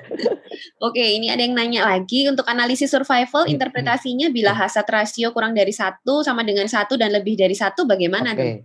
Ini saya jadi ini deh, banyak yang nanya hazard ratio, saya jelasin dikit. Jadi hazard ratio itu biasanya kan mungkin pernah dengar kayak odds ratio, RR risk ratio. Jadi kalau hazard ratio itu biasanya kalau studinya prospektif, artinya kita ke depan. Biasanya cohort jadinya ya. Jadi paling sering cohort. Tadi kita contohnya mau ngeliat survival dari pasien kanker misalnya, kita lihat selama berapa lama ke depan gitu, kita lihat kondisinya gimana. Nah, kalau hazard ratio itu artinya adalah seberapa besar kemungkinan si event tuh kayak kejadian misalnya meninggal misalnya, seberapa besar kemungkinan meninggal atau misalnya terjadi metastasis kalau kanker itu terjadi. Kalau angkanya 1 pas, itu artinya nggak ada hubungannya. Tapi kalau bisa lebih besar dari 1, artinya resikonya meningkat. Tapi kalau kurang dari 1, itu artinya resikonya berkurang. Jadi tergantung dari situasi, misalnya setelah dapat obat A misalnya, atau setelah misalnya yang satu tetap ngerokok, yang satu enggak, kayak gitu. Jadi kita benar-benar tergantung kondisinya gimana. Jadi interpretasinya balik lagi tergantung penelitiannya seperti apa, yang diteliti seperti apa, kayak gitu. Tapi intinya dasarnya kayak gitu dok. Iya, jadi kalau hasilnya 0, itu malah justru menurunkan ya dok ya? Kan ya menurunkan. Betul dok. Oke dok, ini ada yang nanya lagi dari Miske Marsogi. Apa bedanya randomized control trial dengan quasi randomized control trial, dok? Quasi randomized control trial itu quasinya lebih ke randomize ya, ke randomisasinya. Jadi sebenarnya nggak segitunya di random. Jadi kayak misalnya nih sama sekali nggak di random. Quasi itu kayak diatur sedemikian rupa partisipannya supaya hasilnya seperti random. Tapi dia nggak random yang pakai software gitu. Ngerti nggak dok bedanya dok? Tapi masuk RCT? Enggak ya? Enggak dok, nggak masuk. Karena kan tadi idealnya RCT itu harus pakai software. Oh gitu. Maksudnya randomisasinya harus benar. Kalau bisa dari pihak ketiga, contohnya software. Kayak gitu sih dok. Manual gitu tetap berarti quasi dok. Misalnya manual dia pakai dulu apa ya pernah ada kan kalau nggak salah yang manual gitu nggak pakai software itu quasi. Meskipun dia randomisasi. Tergantung ininya dok. Kalau saya nggak tahu ya mungkin ada randomisasi dengan ini ya dok ya dengan hitung-hitungan atau gitu mungkin ada caranya. Tapi kalau quasi itu lebih ke ini dok. Jadi kita mengalokasinya, kita melakukan gimana ya gampangnya ya. Kita kayak mengalokasikan kalau randomisasi kan kita alokasi partisipannya kayak random nih jelas. Satu ke A, satu ke B kita nggak tahu yang mana. Kalau ini kita mengatur sendiri biar seolah-olah random gitu. Gimana ya? Saya nggak tahu contoh-contohnya sih, nggak tahu contoh pastinya karena nggak pernah lihat, nggak pernah terjun langsung ke yang quasi. Tapi definisinya kayak gitu. Jadi quasi randomized itu definisinya not truly randomized. Jadi nggak bener-bener random dengan baik. Terus resiko biasnya jauh lebih besar dibanding yang random. Jadi kalau ditanya apakah ideal apa enggak jawabannya. Iya, oke. Dok, apakah ada checklist singkat yang bisa digunakan untuk berbagai metode studi jurnal appraisal? Ada. Untuk yang jawab pertanyaan tadi bisa saya kirim. Ya, yang tadi ya hadiahnya tadi ya dok. Kalau yang di website sebenarnya bisa. Kalau kalian mau agak effort nyari-nyarinya, cari di CEBM Oxford aja. Oke. Cuma tuh cukup effort nyarinya. Iya, tadi lumayan nih yang ikut aktif bisa dapat langsung dari Dr. Adam nanti. Oke, berikutnya dok, ini ada yang nanya masuk ke direct message. Selamat malam dokter, izin bertanya kalau jurnal yang masih ada watermark accepted, apakah sudah termasuk jurnal yang publish resmi? Kemudian apakah boleh kita telaah dan hasil penelitiannya boleh kita pakai? Oke. Kalau lagi tergantung ininya ya, penyakitnya ya. Kalau penyakitnya bukan, misalnya kayak sekarang nih, COVID, pandemi, kita bahkan boleh make yang belum peer review, dok. Gitu. Terus COVID ini ngebikin ada kondisi namanya accelerated peer review. Jadi peer review akan jauh lebih cepat untuk jurnal yang COVID, dok. Efeknya jurnal non COVID yang biasanya sebulan lebih lama jadi lebih lama efek sampingnya itu. Tapi kalau untuk situasi pandemi ini kalian mau pakai yang non peer review boleh. Makanya ada orang yang pakai jurnal yang tadi dok, yang Perancis tadi. Iya. Karena sebenarnya sah-sah aja. Tapi kalau non pandemi, misalnya kalau untuk penyakit lain, misal diabetes, hipertensi, ya jangan pakai yang non peer review. Itu sih dok. Kalau accepted ini baru maksudnya peer review ya dok? Kalau accepted udah diterima dok, udah lolos peer review biasanya. Oh, tapi belum publish? Belum publish. Biasanya kalau kayak gitu silakan aja. Oh, tetap bisa ya dok ya. Oke, berikutnya dok, izin bertanya apakah ada langkah-langkah khusus dalam menjelaskan jurnal reading yang kita baca dengan baik dan benar, misalnya saat presentasi jurnal reading atau saat tes BPJS ini dok?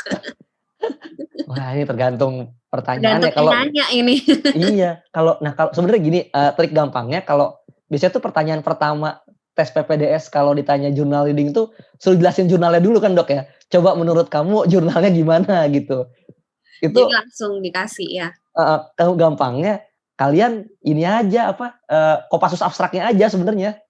Kalian baca abstraknya yang benar benar-benar nangkep semua. Terus kalau ada yang nggak ngerti di abstrak itu kalian cari. Terus kalian Kopassus susun aja kata-katanya kalian rubah-rubah ulang buat jelasin. Itu udah cukup oke kok. Sisanya pertanyaannya tergantung yang pengujinya sebenarnya. Ya, tapi sebenarnya tadi pakai prinsip Pico itu sudah bagus sih. Bener. Ya kan, jadi paling nggak dari 4 itu kita sudah bisa jelasin. Paling nggak diem gitu loh dok ya. Betul. Jadi, ngomongin Piconya dulu aja. Bener. Ngomongin Piconya dulu aja, betul. Nanti tinggal terakhir terserah pengujinya mau nanya apa kan gitu ya. Betul. Oke, berikutnya dok. Ini ada yang nanya, bagaimana kita menilai merangkum hal-hal yang applicable, valid dan reliable dari penelitian meta-analisis ataupun systemic review dok? Apakah poin-poin penting yang perlu kita perhatikan? Ini pasti juga kuliah sendiri nih. Ini benar, kuliah sendiri. Bahkan beda caranya. Meta analisis sama systematic review itu dulu saya kuliahnya itu 2 jam. Susah banget. Lebih susah daripada yang ini. Terus metodenya beda lagi cara ngelihatnya. Itu yang di Oxford CEBM tadi ada kok kalau kalian mau cari. Iya. Mungkin enak kapan-kapan dikuliahin Dokter Adam lagi aja ya. Iya, boleh dong.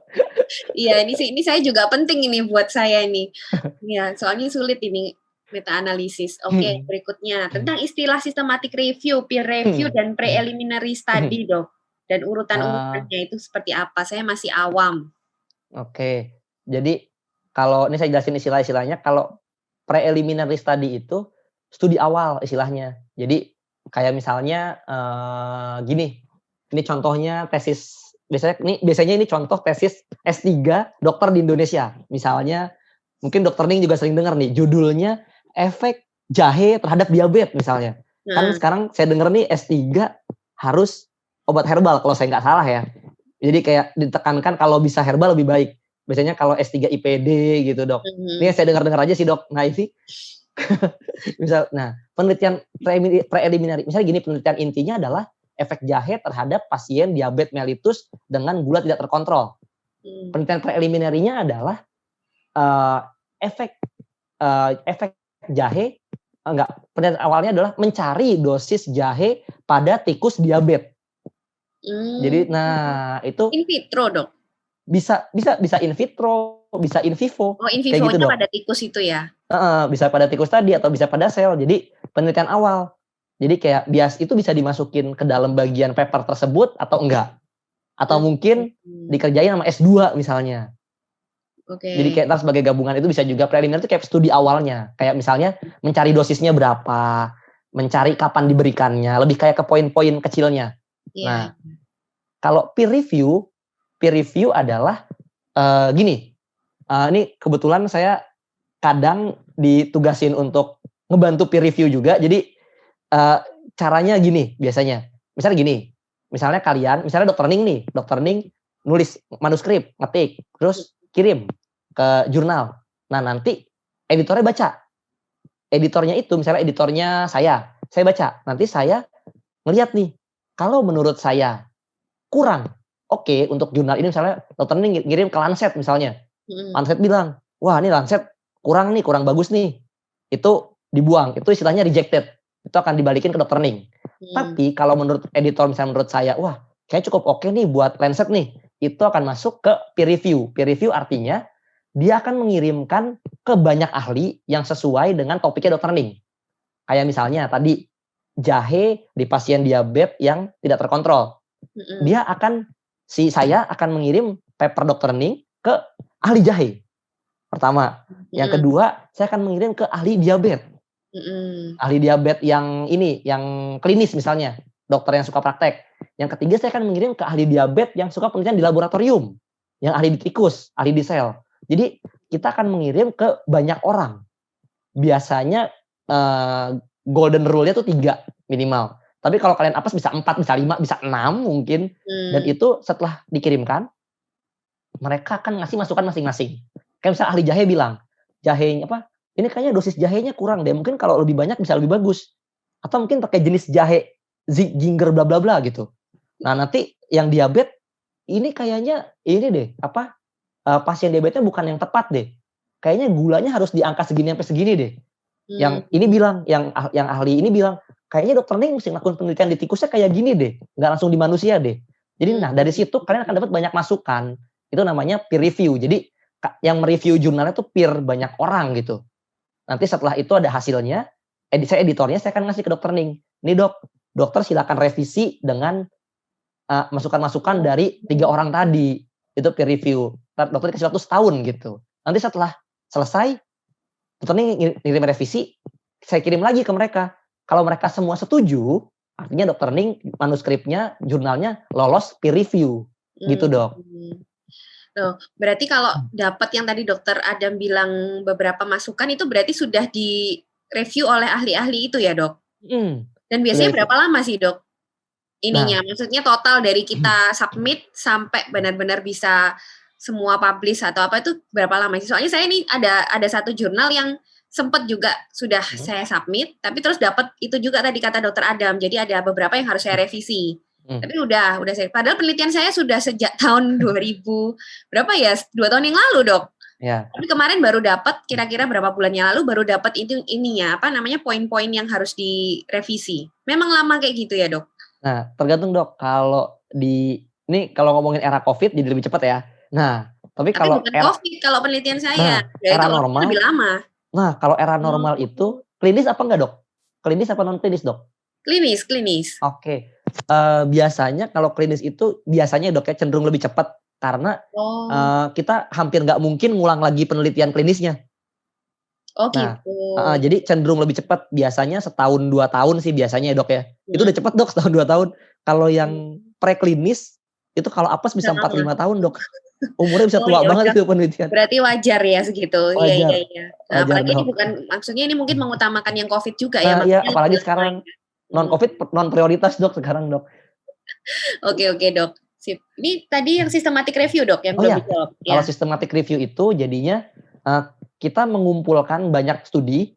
Misalnya gini, saya mau systematic review efek hidroksikloroquine untuk COVID. Jadi saya mengumpulkan semua studi hidroksikloroquine yang ada. Nah, systematic review yang setelah kita kumpulkan itu kita bikin kayak meta analisis, forest plot biasanya. Nah, itu kita lihat efeknya seperti apa kalau semua itu dibandingin, apakah efektif apa enggak. Nah, tapi systematic review yang bagus itu kalian idealnya harus mengambil studi yang enggak terbit. Itu yang susah, Dok. Maksudnya gimana, Dok? Nah, jadi gini, Dok. Kalau misalnya Dokter Iseng nih pernah baca buku ACLS dari AHA, panduan ACLS AHA kalau nggak salah, itu dia banyak banget ngumpulin studi yang non publish, Dok. Jadi studinya cuma kayak udah sempat ditulis, cuma nggak jadi publish. Itu nyarinya susah banget, kita nggak tahu, mesti punya banyak kenalan. Nah itu dia, Dok, saya juga nggak tahu dapatnya gimana. Tapi di AHA tuh suka ada kayak gitu. Jadi ini ada studi tapi tidak dipublish gitu, kayak wah dapatnya dari mana ini? Kayak gitu. Jadi ide yang bener-bener bagus harus bisa sampai situ levelnya. Terus kalau kalian nggak dapat jurnalnya, itu kalian harus ngirim email ke ininya, penulisnya. Jadi itu bener-bener harus sampai saya kayak gitu niatnya. Jadi terus itu kalian sarikan, kalian dapetin kesimpulannya. Kayak gitu. Terus bener-bener dinilai studinya kualitasnya bagus apa enggak. Jadi ntar kelihatan hasil dari systematic review kalian itu oke apa enggak. Kayak gitu. Jadi memang kalau bisa harus meliputi semua jurnal ya, Dok, ya. Jadi nggak cuma yang sudah dipublikasi aja. Kan sering tuh ya di jurnal-jurnal itu juga ada kan, Dok, kadang-kadang di discussion atau di apa kan dia juga nulis tuh ada data seperti ini tapi ini tidak dipublikasi. Nah, seperti itu yang harus dicari. Ya, kayaknya lebih rumit dari itu sih, Dok. Tapi ya nggak semua ada sih, nggak di semua jurnal ada tulisan itu, Dok, ya. Iya, tapi itu ada, bener, Dok. Biasanya kayak gitu nggak dipublikasi, mungkin ada di preliminary atau gimana. Mungkin bisa ditanya, itu bisa di email juga, kayak gitu sih, Dok. Jadi ribet banget ya. Ribet banget, Dok, sebenarnya kalau mau bikin yang super niat. Yang memang bagus ya, harus semua soalnya. Iya, Dok. Okay. Berikutnya, Dok, bagaimana sebenarnya penafsiran p-value, Dok? Apakah hanya signifikan atau tidak signifikan saja, seperti pada jurnal RCT yang membandingkan 2 jenis obat? Oke, ya sederhananya p-value emang benar signifikan atau tidak signifikan aja sih, Dok. Maksudnya emang menunjukkan secara statistik signifikan apa enggak. Nah, tapi makanya dilihat juga walaupun signifikan, efeknya seperti apa. Kayak tadi tuh yang mesti kita ngelihat relatif risk rasionya, absolute risk rasionya, kayak gitu, Dok. Jadi kayak impact-nya seperti apa. Impact-nya, jadi nggak cuma secara statistik ya, Dok, betul. Iya. Kayak tadi ternyata berarti dexamethasone itu pengaruhnya untuk menurunkan kematian juga cuma 2,8% ya? Iya, cuma menurunkan. Terus kalau relatifnya juga cuma 10%. Kita bandingin saya sama dokter, misalnya dokter yang dapat, saya nggak dapat, dokter Ning cuma resiko turun 10% dibanding saya. Kalau secara relatif. Cukup heboh juga dexamethasone itu ya, Dok. Tapi ternyata setelah kita hitung ada, jadi itu ya. Jadi kita harus konfirmasi selain nilai P ya juga harus itu. Itu yang saya nggak pernah sih, Dok. Kan harus ngitung, harus ini ya. Saya juga males sih, Dok.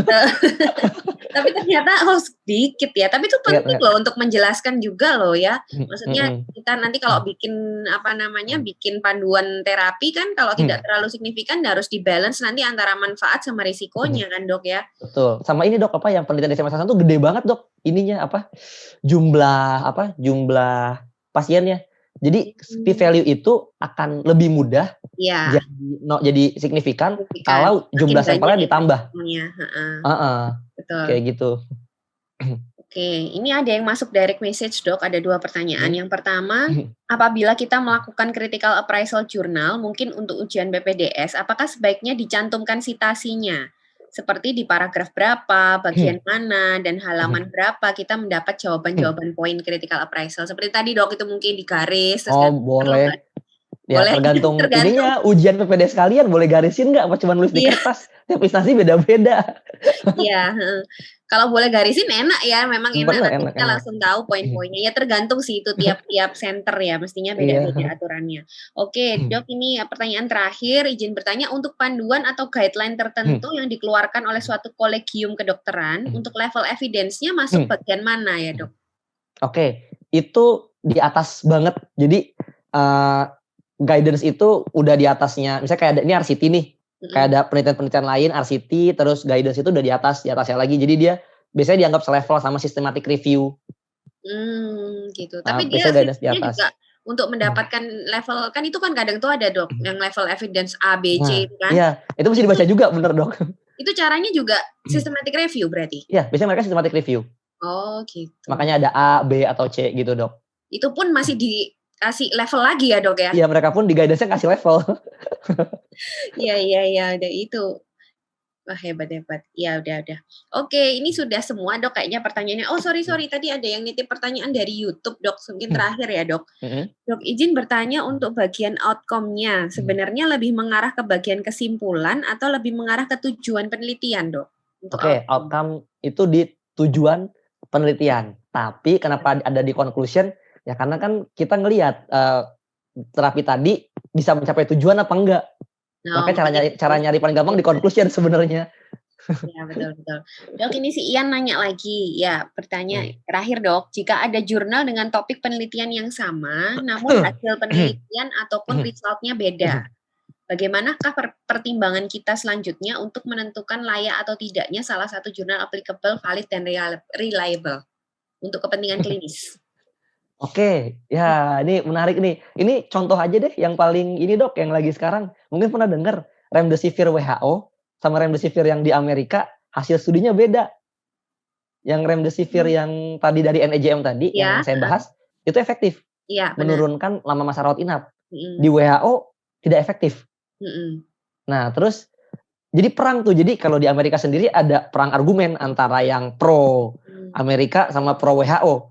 Jadi sama-sama bisa dilihat tuh ininya pertimbangannya gimana. Jadi yang pertama pasti kita bahas ininya ya, yang tadi ya semuanya dari awal kita lihat pikonya, metodenya, resultnya seperti apa. Nah, kalau kita misalnya bener-bener mastiin, jadi gini, sederhananya kalau kita ngelihat pikonya seperti apa, itu udah kelihatan bedanya dua jurnal itu apa.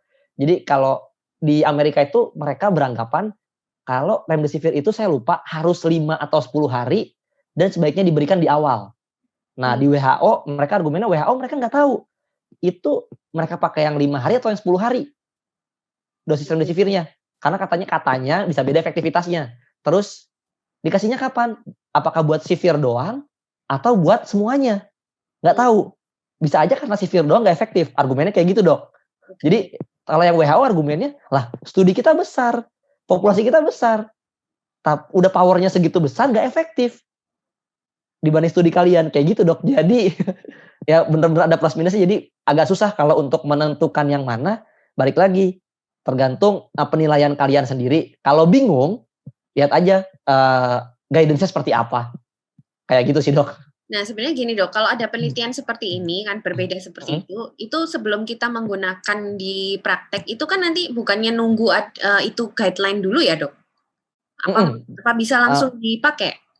Kalau buat hitungan yang COVID sekarang, biasanya nunggu izin ininya dulu, Dok. Izin apa? Oh, izin BPOM-nya, izin gitunya ya? Izin, maksudnya kayak BPOM-nya izinin nggak gitu. Intinya itu aja ya. Tapi kalau lain, Dok, yang selain COVID, itu kan banyak tuh ya sering penelitian memang bener ini. Jadi ada hasil yang berbeda-beda gitu. Tapi tetap kita nunggu guideline. Nunggu guideline aja amannya. Kalau buat yang non COVID kan nggak buru-buru tuh maksudnya, nggak segitu pagi, nggak segitu cepat ya, nunggu guideline aja. Ya, jadi intinya kan nunggu systematic review-nya kan ya dok ya, itu yang paling tinggi gitu. Betul dok. Tapi kalau untuk COVID memang ekstra ya, memang ada apa istilahnya kondisi tertentu ini kan, kondisi yang beda. Ya. Betul dok. Oke, kayaknya udah pertanyaannya. Oke, makasih banyak Dokter Adam. Ini makasih juga teman-teman yang sudah sampai sekarang. Ini tadi ada kesalahan setting dok. Jadi ini harusnya Zoom kita nih biasanya bisa 500 orang. Tapi ini tadi maksimal cuma 100. Oh jadi banyak yang nggak masuk ya dok ya? Iya, sisanya nonton di YouTube akhirnya. Jadi kayaknya ada kesalahan setting gitu waktu bikin room karena ini kan masuk bulan baru ya. Mungkin waktu perpanjangan Zoom-nya masih settingnya. Jadi sebenarnya lebih dari 100 dok tadi yang ikut di YouTube 50-an. Oh iya dok. Oke deh. Semoga bermanfaat ya. Loh, ini kok ada tanya lagi dok. Ini. Oke, terakhir ya. Untuk cohort prospective study, baik loss to follow up maksimal berapa persen dok? Wah, saya lupa. Itu harus ngeliat di ininya, di kertasnya. Jujur lupa. Iya, jadi memang tiap-tiap jenis atau tiap metode penelitian beda-beda ya dok ya. Betul. Nanti mungkin yang tadi sudah ikut interaktif sama Dokter Adam nanti bisa dapat itunya apa namanya. Bisa dibagiin juga ke teman-teman mungkin ya kalau memang berguna itu bisa dimanfaatkan. Oke, makasih banyak. Dokter Adam makasih banget ya. Di sana jam berapa dok ini dok? Malam? Pagi? Siang? Jam beda 2 jam di sini mau jam 11 dok. Wah udah malam banget berarti. Nggak apa-apa dok. Oke, ya, makasih banyak ya Dokter Adam atas waktunya. Nanti mungkin kalau kita mau tentiran jurnal lagi, mungkin nanti kita hubungi Dokter Adam lagi ya. Ini karena menarik banget dok. Iya, jadi nggak bosen gitu, cuman belajar klinis aja. Oke, makasih teman-teman juga yang sudah join. Dokter Adam, terima kasih. Oke, selamat malam semua. Sampai ketemu di tentiran online Interna Isvan berikutnya. Oke, thank you Dokter Adam. Ya, terima kasih Dokter Ning. Ya.